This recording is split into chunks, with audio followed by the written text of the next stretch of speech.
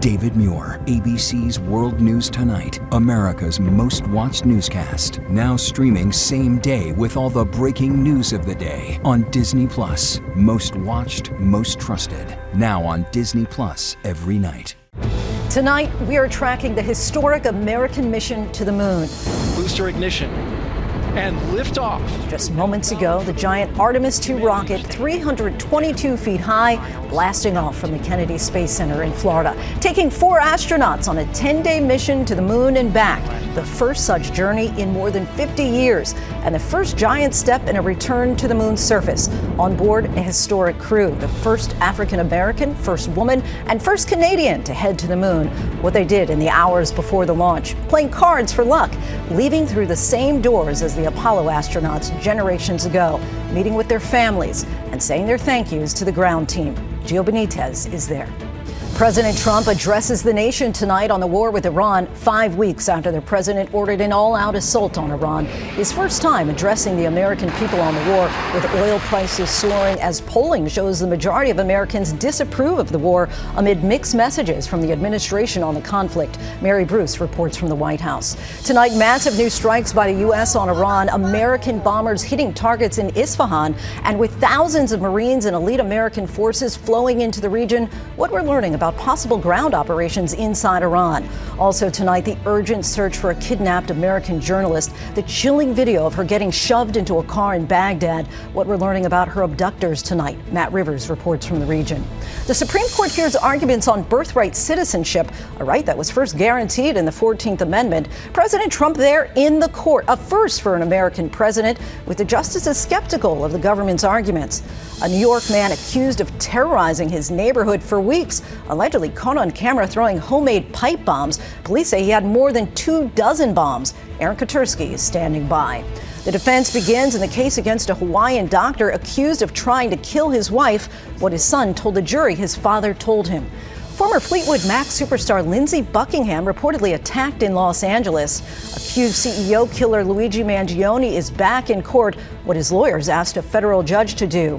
And a major pharmaceutical company shrinks the price on a popular type of weight loss drugs. From ABC News World Headquarters in New York, this is World News Tonight with David Muir.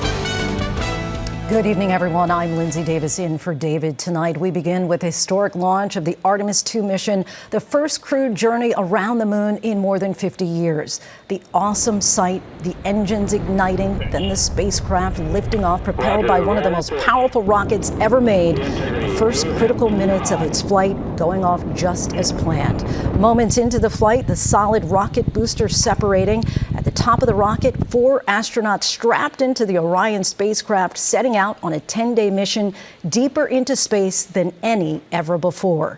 They will orbit the Earth before heading to the moon, circling around the dark side, then returning to Earth. The 10-day mission with a lofty goal to prepare the way for future flights to land astronauts on the moon and build a permanent outpost there. ABC's Gio Benitez leads us off from the Kennedy Space Center tonight. And here we go. 10, 9, 8, 7. RS-25 engines lit. 4, 3, 2, 1. Booster ignition and liftoff. The crew of Artemis II now bound for the moon. Humanity's next great voyage begins. Tonight, the Artemis II mission is underway. 4 astronauts on a 10-day mission to the moon and back. Roger, roll pitch. The Orion spacecraft lifting off, powered by that massive 322-foot tall, 6 million pound rocket packed with more than 700,000 gallons of liquid oxygen and hydrogen. Passing 1 minute, approaching max Q. Crowds at Kennedy Space Center clamoring to watch it soar through the air. Integrity, guidance converged. On board, Commander Reed Weissman, a 50-year-old fighter pilot and father of 2 from Baltimore, who's led multiple spacewalks while on board the International Space Station. In the pilot's seat, Captain Victor Glover. He's from Pomona, California, and he and his wife Deanna have 4 children. Mission specialist Christina Cook, who made history as part of an all-female spacewalk back in 2019, and Canadian mission specialist Jeremy Hansen. It's the father of 3's first time going into space and the first Canadian to shoot to the moon. Before launch, teams checking those suits. Then, just as astronauts have done in past missions, a bit of superstition, playing cards until everyone loses a hand to leave bad luck behind. Then a group photo and a thank you to their support team. And just like the Apollo astronauts did before them some 50 years ago, the astronauts walking out of those famous doors to the outside world.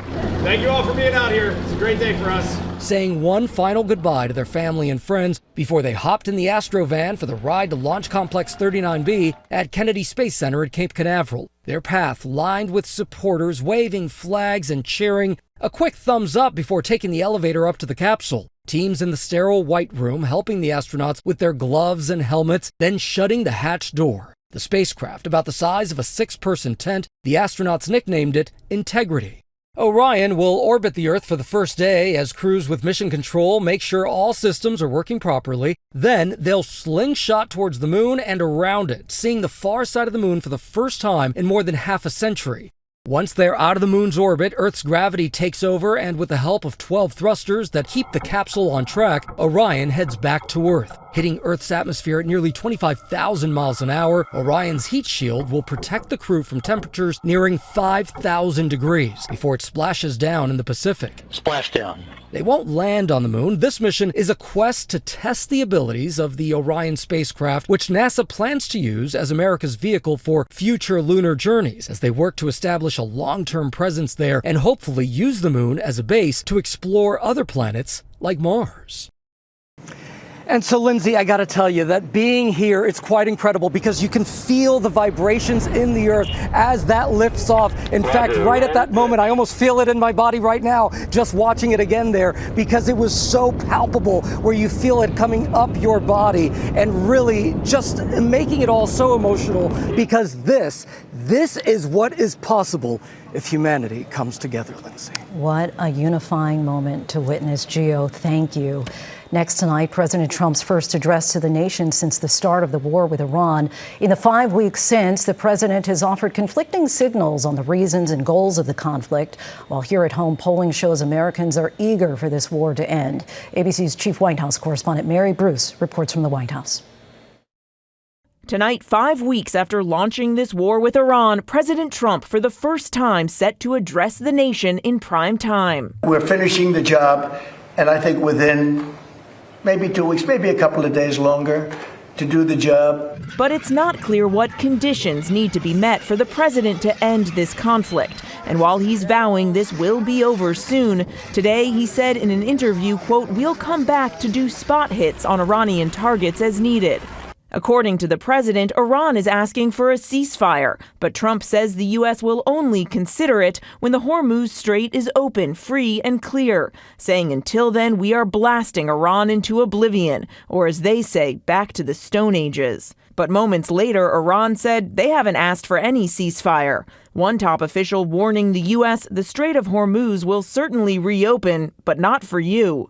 The president has argued it's up to other countries to reopen the strait. But Iran's chokehold on the critical waterway has sent gas prices in the U.S. skyrocketing to over $4 a gallon. Trump insists those prices will come down quickly once the operation ends.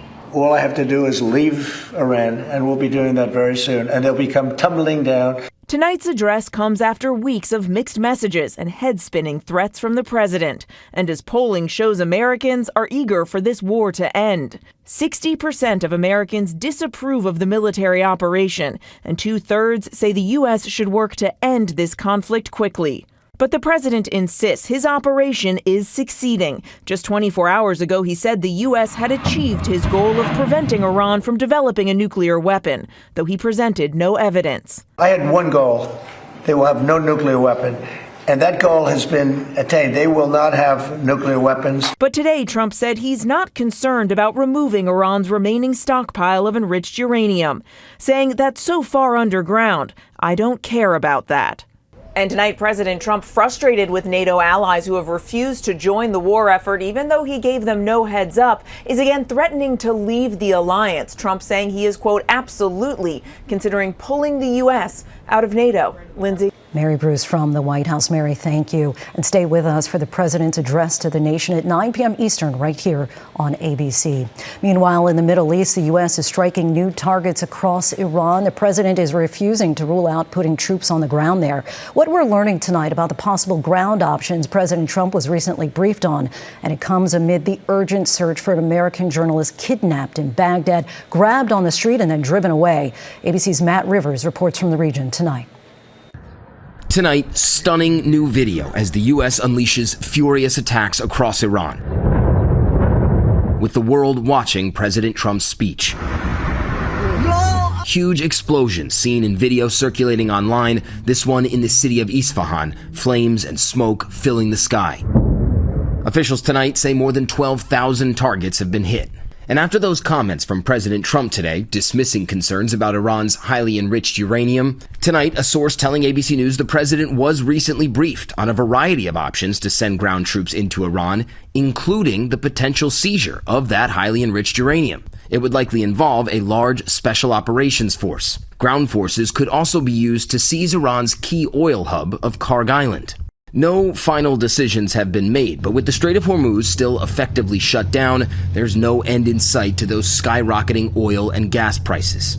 And in Iraq tonight, the FBI joining the urgent search for kidnapped American journalist Shelley Kittleson, seen here struggling as she's forced into a car in Baghdad. I do think that she was certainly targeted because she's American. Also that she is one of the very few journalists who goes into the region. A lot of people know her, and it's possible that she was on the radar. Iraqi authorities say an Iran-backed militia is behind the kidnapping. Lindsey, tonight, a U.S. official telling ABC News that American journalist was warned of specific threats against her, but chose to keep doing her work. Lindsey? Matt Rivers in Doha for us. Thank you. Back here now, the Supreme Court hearing arguments over the constitutionality of President Trump's executive order ending birthright citizenship. President Trump there in the chamber face to face with the justices, most of them with sharp questions about his rationale. Here's ABC's Devin Dwyer. Tonight, President Trump leaving the Supreme Court after a historic 90-minute first visit by a sitting president, as the government's attorney argued birthright citizenship has become exploited. We're in a new world now, as Justice Alito pointed out, to where 8 billion people are one plane ride away from having a child who's a U.S. citizen. Well, it's a new world. It's the same Constitution. For more than a century, the 14th Amendment has given children born on U.S. soil U.S. citizenship, regardless of their parents' legal status. On day one, Trump tried to change that legacy by executive order, excluding children of unauthorized immigrants and temporary visitors like tourists. Today, as hundreds of immigrant advocates rallied outside the court, most of the justices signaled they aren't buying Trump's plan. Justice Neil Gorsuch pointing to the text of the Constitution's citizenship clause, which applies to all persons born in the U.S. Justice Amy Coney Barrett wondering how officials would determine which newborns should be deported. You're not going to know at the time of birth for some people whether they have the intent to stay or not. And while Trump's order would only apply going forward, Justice Sonia Sotomayor warning it could be used to take citizenship away. The government could move to unnaturalize people who were born here of illegal residents. Lindsey, the president was attentive and expressionless inside that chamber, posting on social media afterwards that the U.S. is stupid for allowing birthright citizenship. A ruling on the constitutionality of his order to end it is expected by the end of June. Lindsey? Devin Dwyer covering the courts for us. Thank you, Devin. Now to the New York man charged with using weapons of mass destruction after federal agents say they found more than 24 pipe bombs in his home. Prosecutors say he put his entire neighborhood at risk. Here's ABC's Aaron Katersky. Tonight, prosecutors say this is the man accused of terrorizing his neighborhood north of New York City for weeks with homemade pipe bombs. Video obtained by WABC showing a man tossing an apparent explosive. Police said they found more than 24 in the suspect's apartment. Federal agents descending on Raymond Elder's home in White Plains after neighbors reported hearing loud explosions early Monday morning. Boom! And the second one went off. That's when the window shook. When officers arrived, they said they smelled an acrid burning odor and found Elders with a lighter, and his hands were darkened by a bluish-black chemical residue. This improvised explosive device made from a piece of PVC piping with a protruding fuse. One woman who lives near Elders told police she heard 10 loud booms in the last month. And Elder's roommate pointed investigators to a purple suitcase that they said contained supplies for making bombs, including tubing and wiring, wicks, and chemicals. When authorities searched the residence, they said they found approximately 25 improvised explosive devices in various locations throughout the apartment. The suspect's being held tonight, Lindsey, on charges of using weapons of mass destruction. Prosecutors said he put his entire community at risk, though so far they've pointed to no specific motive. Lindsay? Aaron, thank you. Next, at the trial of the doctor in Hawaii accused of trying to kill his wife, his son testifying to what he says his father told him the day of the attack. And tonight, the doctor taking the stand in his own defense. Here's ABC's Trevor Ault. You do solemnly swear or affirm that the testimony you're about to give will be the truth, the whole truth, and nothing but the truth? I do. Tonight, the Hawaii doctor accused of trying to murder his wife on a birthday hike is taking the stand in his own defense, telling the jury about what he called an affair between his wife and one of her co-workers. It comes a day after stunning testimony from Gerhard Koenig's son, who testified minutes after the alleged attack. His father video called him and confessed. What did the defendant tell you during that call, as close to word for word as you can remember? That he would not be making it back to Maui, and to take good care of the younger kids, and that Ari, my stepmom, had been cheating on him, and that he tried to kill her. Prosecutors say Dr. Koenig tried pushing his wife Ariel off this high cliff and attempted to inject her with a syringe before hitting her repeatedly on the head with a jagged rock. I asked what was on his shirt because it looked like I saw splatters of something on his shirt, and he said, oh, it's just her, meaning Ari's blood. Dr. Koenig's defense attorneys say Ariel Koenig started the fight and he acted in self-defense. Today they called an expert who testified Ariel was hit fewer times than she claimed to police, and she did not sustain life-threatening injuries. All of the injury was to the scalp itself, and that's all that was injured. The bone wasn't fractured, the brain wasn't injured. Lindsey, Dr. Koenig's defense denies he ever confessed. If he's convicted, he could face life in prison. Lindsey? Trevor, thank you. When we come back, a rock and roll legend is attacked in Santa Monica. A suspect reportedly tossing an unknown substance at Fleetwood Mac guitarist Lindsey Buckingham. Alleged CEO killer Luigi Mangione back in court. The FDA approves a new weight loss pill, and Hershey is changing the Reese's peanut butter cup again. Next tonight, former Fleetwood Mac guitarist Lindsey Buckingham has been attacked in Santa Monica. A woman allegedly doused him with an unknown substance and then fled the scene. Buckingham was not hurt. Police are searching for the suspect. A federal judge delaying the trial of accused CEO killer Luigi Mangione until October. Mangione in federal court today. His state trial in the killing of Brian Thompson also moved to September. He's pleaded not guilty to all counts. When we come back, a new and cheaper weight loss pill is about to hit the market. To the index now, the FDA has approved a new GLP-1 weight loss drug in pill form. Eli Lilly's Foundayo is expected to start being available on Monday. A monthly supply without insurance will start at $149 for the lowest dose. Hershey says it's returning to its classic recipe after a firestorm over changes to some of its more popular products. Among them, the iconic Reese's peanut butter cup. Hershey came under fire after the grandson of the inventor of the peanut butter cup accused the company of using cheaper ingredients. Hershey says that its classic recipes will return next year. After the break, we go back to the Artemis mission with a look inside the Orion capsule. Finally, with 4 astronauts now bound for the moon, we go inside the place they'll call home for the next 10 days. Tonight, on this historic moon mission, the 4 astronauts answer the question, just how are they going to live up there in those cramped quarters together for 10 days? All right, we're getting ready to get into the vehicle. Pilot Victor Glover and the team give us a tour of the replica Orion spacecraft they're training in. Heading in. Made it. Just getting in takes a little bit of attention. Commander Reed Wiseman shows us the kitchen. I'm in basically the kitchen, so that's just the kitchen sink. This is where we need to come to pour water in our glass and drink it. And for dinner time, our food warmer, which is a briefcase here. And if we had food in it, I would be opening it up and showing you how awesome it is. The gym. This is the flywheel exercise device. This is one of the things that we have to sort of think in a zero-G environment. Mission specialist Christina Cook shows us where they'll sleep.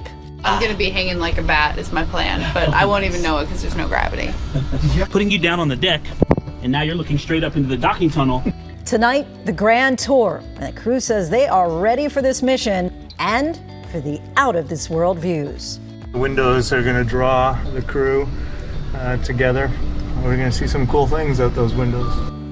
Cool indeed. I'm Lindsay Davis. Thanks so much for watching. Good night. David Muir, the most trusted anchor in America, the most watched anchor in America. Thank you for making World News Tonight with David Muir the #1 newscast in America.